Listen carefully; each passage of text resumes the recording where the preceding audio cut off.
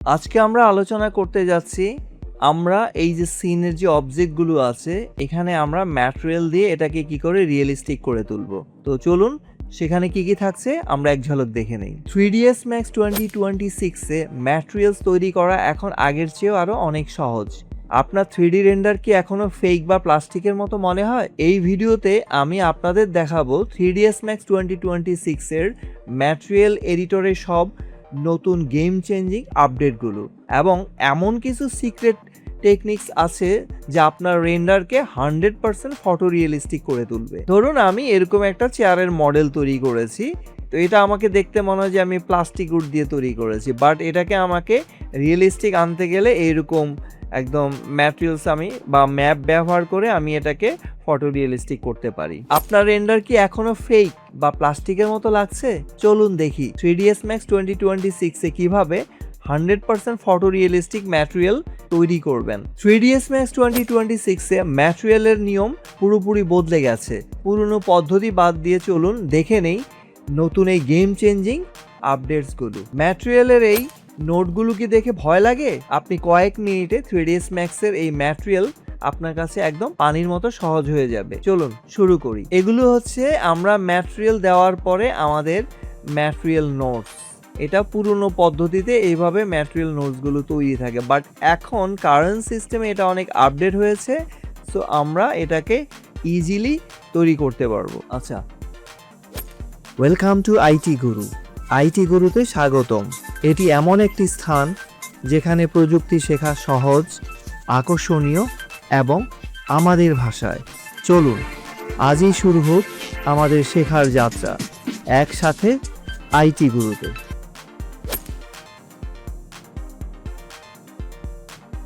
তো ম্যাটেরিয়ালে যেতে গেলে আমাদের শর্টকাট কি প্রেস করতে হবে, অথবা এখানে যে এই ম্যাটেরিয়াল এডিটরের যেই আইকনটি আছে সেটা আমরা প্রেস করলে আমরা একটা এরকম ম্যাটেরিয়াল এডিটর পাবো।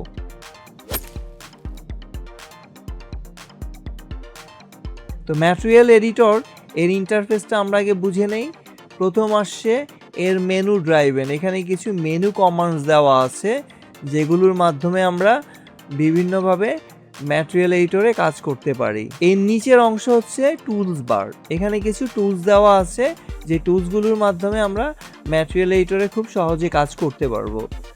এর নিচে হচ্ছে ম্যাটেরিয়ালের different category, material, map, controller, scene material, sample slot, এরকম ডিফারেন্ট ক্যাটাগরি আমরা এখানে পেয়ে যাব, যেগুলোর মাধ্যমে আমরা চমৎকারভাবে ম্যাটেরিয়াল এডিটরের কাজটা সম্পন্ন করতে পারবো। এখানে কিছু দারুণ সব ম্যাপ দেওয়া আছে। তো আমাদের আজকের মূল আলোচনার বিষয় হচ্ছে ম্যাটেরিয়ালস।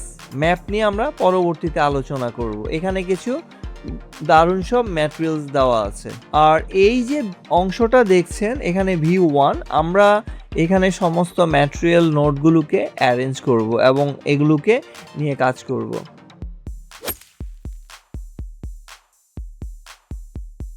ধরুন আমি একটা ম্যাটেরিয়াল নিয়ে আসি, যেমন ধরেন ফিজিক্যাল একটা ম্যাটেরিয়ালস আনলাম, আর এই পাশটা হচ্ছে আমার এই ম্যাটেরিয়ালটাকে পারফেক্টলি এখানে ডাবল ক্লিক করলে ম্যাটেরিয়ালের চেহারাটা কীরকম হবে সেটা আমরা এখানে দেখতে পারবো। আবার ডাবল ক্লিক করলে এটা ছোট হয়ে যাবে। তো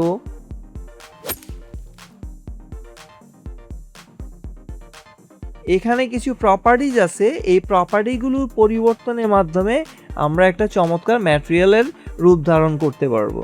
আচ্ছা, এবার আমরা দেখি প্রথমে যেটা আসছে এর কিছু প্রিসেট দেওয়া আছে। এই প্রথম অংশটা আমরা ম্যাটেরিয়ালের একটা নামকরণ করব। আপনার সিনে যে কটা অবজেক্ট থাকবে প্রত্যেকটার জন্য আপনি একটা করে নেম তৈরি করবেন, নাহলে আপনি পরবর্তীতে বুঝতে পারবেন না কোন ম্যাটেরিয়ালসটা অ্যাকচুয়ালি কার জন্য ব্যবহার হয়েছে। তো প্রিসেটের মধ্যে আছে এখানে কিছু রিয়েলিস্টিক অবজেক্টের ফিচার, যেমন ধরুন আছে গ্লসি পেইন্ট। এখানে এটা দিলে একদম চমৎকার একদম পেইন্ট চকচকে একটা পেইন্ট নিবে। এরপরে আমি এর কালার চেঞ্জ করে ধরুন আমি এর কালার দেব হচ্ছে একটু রেডিশ টাইপের, ওকে করে দিলাম। হ্যাঁ, রেডটা একটু ডিপ করে দিলাম। এখন ওকে, এর কালার এখানে অটোমেটিক্যালি চেঞ্জ হয়ে যাবে। আচ্ছা, আমি এটা ভুল জায়গায় দিয়েছি, সরি, এটা এখানে না, বেসিক কালারে আমাকে এটা দিতে হবে। যে ধরুন আমি এই কালারটা দিলাম, এখন দেওয়ার সাথে সাথে দেখুন পরিবর্তন হয়ে যাচ্ছে। আমি এর অংশটা একটু বেশি ডিপ রেডিশ করে দিচ্ছি। তো এরকম চকচকে একটা শাইনি ভাব আমরা নিয়ে আসতে পারি, যেটা নর্মাল ম্যাট প্লাস্টিকের মতো মোটেই মনে হচ্ছে না। আচ্ছা, এই যে ম্যাটেরিয়ালসে আমরা এখানে কতগুলো বাটনের মতো দেখব, এর লেফট সাইডে আর রাইট সাইডে একটা বাটনস আছে। লেফট সাইডের এই বাটনগুলোকে বলা হয় ইনপুট নোড, আর রাইট সাইডের এইটাকে বলা হয় আউটপুট নোড। এগুলোর মাধ্যমে আমরা যেমন ক্লিক করে দিলে এখানে আমরা বিভিন্ন রকম ম্যাপস ইউজ করতে পারবো। এই যে বিভিন্ন ম্যাপস ফিচার্সগুলো দেওয়া আছে। আর আউটপুট নোডটা ইউজ করা হয়, এটা অবজেক্টের সাথে আমার কানেক্টিভিটিস লিঙ্ক। হ্যাঁ, আমি এটার সাথে কানেকশান তৈরি করতে পারবো এখানে, বা এডিশনাল কোনো ম্যাটেরিয়ালস আমি এর সাথে যোগ করতে পারবো। বুঝে গেছে? ওকে, ফাইন।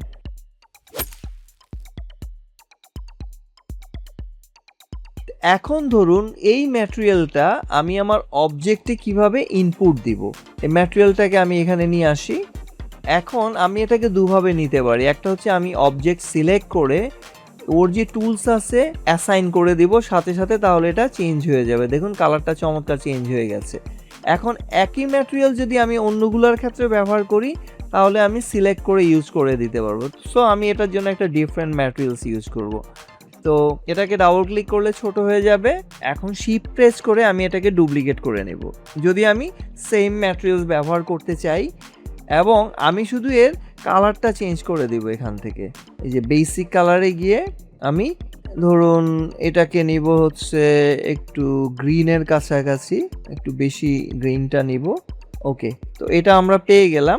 এখন এটাকে আমি এই যে এভাবেও নিতে পারি, আরেকটা হচ্ছে এখানকার নোট দিয়ে আমি সরাসরি অবজেক্টের উপরে লিঙ্ক করে দিব, কানেক্ট করে দিব। তাহলে আমরা দেখতে পারলাম যে আমরা যখন ম্যাটেরিয়ালটা ব্যবহার করলাম তাহলে আমার এরকম। ওকে, এবার আসি আমরা এই ম্যাটেরিয়ালগুলোর, আমি এটাকে এই পাশে সরিয়ে রাখি একটু। এর আরও কিছু ফিচার্স আছে এখানে। ধরুন এই ম্যাটেরিয়ালসে আমি এর রাফনেস বাড়িয়ে দিব। আমরা এটাকে একটু বড় করে দেখি, এর এই রাফনেসটা আমরা বাড়িয়ে দিব বা আমরা কমিয়ে দিতে পারি। আর এই রাফনেসের জায়গায় আপনি গ্লসিনেসও বাড়াতে পারেন, তাহলে গ্লসিনেসটা আরও বাড়বে এবং আরও বেশি শাইন করবে। এখানে দেখুন এই যে এখানে একটা চকচকা ভাব চলে আসছে। এরপরে কালার রাফনেস আসছে, এটাও আমরা চাইলে চেঞ্জ করতে পারি, বা কালারও আমরা চাইলে চেঞ্জ করে দিতে পারি। এখানে ইচ্ছে মতো কালার বাড়ানো যায়, তবে এটা ম্যাক্স ভ্যালু হচ্ছে 1, আর এরও আমরা রাফনেস বাড়িয়ে দিতে পারি। তারপরে আসছে এর আরও কিছু আরও আছে, যেমন স্ক্যাটার কালার, লুমিনেন্স আমরা বাড়িয়ে দিতে পারি। এখানে লুমিনেন্স হচ্ছে লাইটের ইফেক্টগুলো এখানে কিভাবে পড়বে, লাইটের টেম্পারেচার বাড়িয়ে কমিয়ে দিতে পারি আমরা। তো প্রথম দিন আমরা এখানে অত বেশি জিনিস আলোচনা করব না। এরপরে হচ্ছে অ্যানিস্টফিসটাও যদি আমরা একটু বাড়িয়ে দেই, এখানে দেখবেন এরকম একটা শাইনি সিম্বল চলে আসছে। হ্যাঁ, এটাকে আমরা একটু চাইলে রোটেশনও করিয়ে দিতে পারি। এই যে ডিফারেন্ট মোডে এই যে শাইনি ভাবটা এখানে চলে আসবে। ওকে, তো আমরা চাইলে এটাকে আবার আগের অবস্থায় ফিরে নিয়ে আসতে পারি যেমন আছে। তো এই হচ্ছে আমরা এই ডিফারেন্ট সেকশনস থেকে আমরা কি করব, এর ম্যাটেরিয়ালটা নিয়ে আসবো। এখন এটাই কিন্তু আমাদের ফাইনাল আউটপুট না। আমি চাইলে মাঝখানে আরেকটা ম্যাটেরিয়াল ইউজ করি, এটাকে আমি আবার ম্যাক্সিমাইজ করে নেই। আচ্ছা, আমি আরেকটা ম্যাটেরিয়াল নেব, শিফট প্রেস করে নিচে, এটার আমি দিব হচ্ছে ক্যাটাগরিটা একটু চেঞ্জ করে দেই, এটাকে দিব আমি গেজেল সেরামিক, এবং এর কালারটা একটু চেঞ্জ করে দেই। ধরুন এই টাইপের একটা ফিনিশ দিব আমি, এরকম মার্বেল লুক। এখন এটাকে আমি এই যে ফ্লোরটাকে অ্যাসাইন করে আমি আবার এখান থেকে এটাকে দিয়ে দেব। এখন যদি আমরা এর ফিনিশড আউটপুটটা পেতে চাই, তাহলে আমাকে একটা রেন্ডার দিতে হবে। রেন্ডার আমাদের পরবর্তীতে আসবে, বাট আমি এখানে দেখানোর জন্য একটু খুব দ্রুত রেন্ডারটা করে ফেলি। তো আমি এখানে রেন্ডার নিব হচ্ছে স্কেলাইন নিতে পারি, অথবা আর্নল্ডটাই নেই, সমস্যা নেই। জাস্ট একটা টেম্পোরারি রেন্ডার এখানে দিচ্ছি। রেন্ডার হচ্ছে আমার ফিনিশড আউটপুটটা কিরকম হবে। তো এটা এখন রেন্ডার চলছে। এই রেন্ডার হতে একটু সময় লাগে, যেহেতু আমি প্রচুর হেভি ম্যাটেরিয়ালস ইউজ করেছি এখানে, এই ম্যাটেরিয়ালসগুলো প্লাস এখানে আরও সময় লাগে যদি আপনি লাইট ইউজ করেন। এখানে আমি লাইট তেমন একটা দেইনি, রিফ্লেকশনসগুলো দিয়েছি, রিফ্র্যাকশনস দিয়েছি। তো যার ফলে এখানে দেখুন নিচে এই যে ফুটে উঠছে রিফ্লেকশনসটা, আর নিচের এই যে ফ্লোরটা অনেকটা বেশি গ্লসি করেছে। তো রেন্ডারিং প্রসেস শেষ হলে এটা অটোমেটিক্যালি ক্লোজ হয়ে যাবে। রেন্ডার প্রসেস শেষ। এখন আমি যদি আপনাকে দুটো জিনিস পাশাপাশি দেখাই, এই আউটপুটটা প্লাস হচ্ছে আমার এখানকার যে আউটপুটটা আছে, এটাকে আমি একটু ছোট করে নিই। এই দুটো আউটপুটের মাঝখানে আপনারা কি কোনো তারতম্য দেখতে পাচ্ছেন? এটা হচ্ছে আমার তৈরি করা আর এটা হচ্ছে আমার ফিনিশড আউটপুট। তো আশা করি জিনিসটা বুঝতে পেরেছেন। আজকে আমাদের ম্যাটেরিয়ালের প্রথম ধাপ আজকে এই পর্যন্তই থাক। পরবর্তীতে আমরা আরো অ্যাডভান্স জিনিস নিয়ে কাজ করব। ভিডিওটি ভালো লাগলে অবশ্যই লাইকস করবেন এবং আপনাদের মতামত কমেন্ট করে জানিয়ে দিবেন, আর ভালো না লাগলেও কমেন্ট করে জানিয়ে দিবেন কেন লাগেনি, এবং অবশ্যই সাবস্ক্রাইব করে নেবেন পরবর্তী অ্যাডভান্স ফিচার্সগুলো রেগুলার ভিত্তিতে পাওয়ার জন্যে, এবং শেয়ার করে দিয়ে এটাকে আমাদেরকে আরেকটু প্রমোট করাবেন। তো ঠিক আছে, সবাই ভালো থাকুন। শিখতে ভালো লেগেছে? তাহলে একটা লাইক দিন। আপনার একটি লাইক আরো অনেককে সাহায্য করতে পারে। আপনার মতামত, প্রশ্ন বা নিজের টিপস থাকলে কমেন্টে জানাতে ভুলবেন না। আপনার কথা শুনতে আমার ভালো লাগে। যদি আপনি বিশ্বাস করেন যে শেখা মানেই ক্ষমতায়ন, তাহলে সাবস্ক্রাইব করুন এবং বেল আইকনটি অন করে নিন। চলুন এমন একটা ভবিষ্যৎ গড়ি যেখানে প্রযুক্তি সবার জন্য শেখার সুযোগ তৈরি করে। ভিডিওটি শেয়ার করুন এমন কারোর সাথে যে শিখতে চায়। চলুন একসাথে এগিয়ে যাই।